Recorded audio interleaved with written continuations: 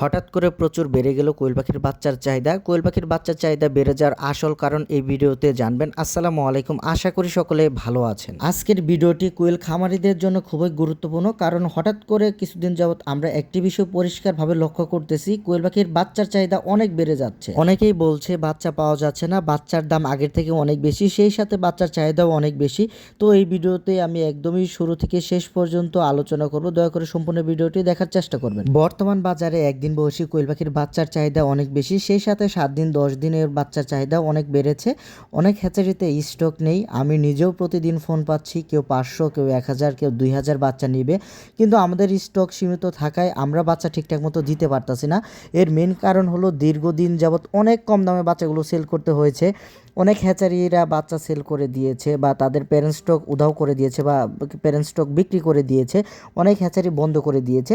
হঠাৎ করে কিন্তু কোয়েল পাখির ডিমের দামও একটু বেড়ে গেছে বা ডিমের চাহিদাও একটু বেড়ে গেছে, যার জন্য অনেক খামারিরা তাদের খামারে বাচ্চা উঠাচ্ছেন এবং সেই সাথে অনেকে ইউটিউব এবং ফেসবুক এবং বিভিন্ন সোশ্যাল মিডিয়াতে ভিডিও দেখে খামার করার ইচ্ছা পোষণ করতেছেন। তো তারা মূলত খামারে বাচ্চাগুলো উঠাচ্ছেন। এখন যে সময়, এই সময়ে কিন্তু বাচ্চার চাহিদা তেমন একটা বেশি থাকে না।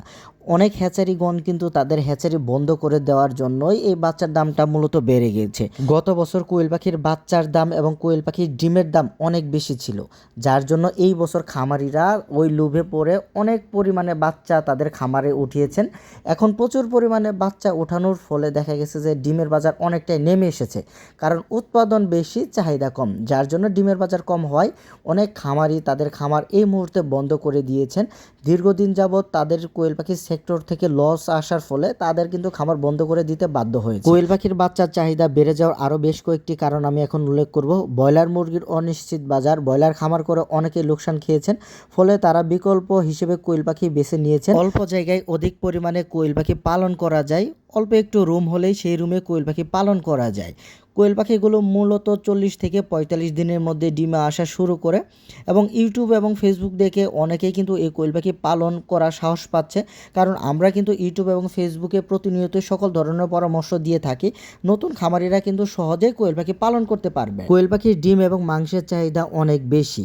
এখন কিন্তু কোয়েল পাখির ডিম অপরিচিত না, ডাক্তারেরা কিন্তু রিকমেন্ড করে কোয়েল পাখির ডিম খাওয়ার জন্য। অনেকেই ফোন দিয়ে জানতে চাচ্ছেন কোয়েল পাখির দাম কি আরও বাড়বে। সত্য কথা বলতে, চাহিদা যদি বেশি থাকে, উৎপাদন সীমিত থাকে, দাম কিন্তু কিছুটা বাড়তে পারে। এখন আরেকটি গুরুত্বপূর্ণ বিষয় নিয়ে আলোচনা করব, বাচ্চা কেনার আগে সতর্কতা। বাচ্চা ঠিক আছে কিনা বা বাচ্চা সুস্থ আছে কিনা, সর্বপ্রথম এই বিষয়টা আগে দেখে নেবেন। বাচ্চার পা শক্ত আছে কিনা, বাচ্চা নাভি শুকনা আছে কিনা, এটিও বিশেষভাবে দেখে নেওয়ার চেষ্টা করবেন। একজন বিশ্বস্ত হ্যাচারি কাছ থেকে বাচ্চা নেওয়ার চেষ্টা করবেন, যাতে যেন আপনাকে যে কোনো সময় সঠিক পরামর্শ তিনি দিতে পারেন।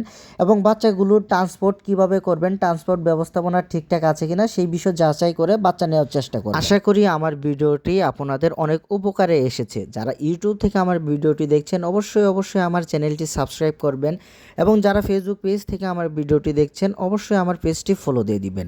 আরেকটা বিষয়, আপনাদের মূল্যবান কমেন্ট করতে কখনোই ভুলবেন না।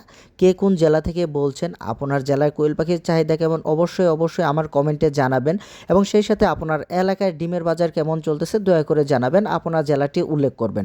আজকে এই পর্যন্তই, সকলে ভালো থাকবেন, সকলে সুস্বাস্থ্য কামনা করে এখানে ভিডিওটি শেষ করছি। আসসালামু আলাইকুম।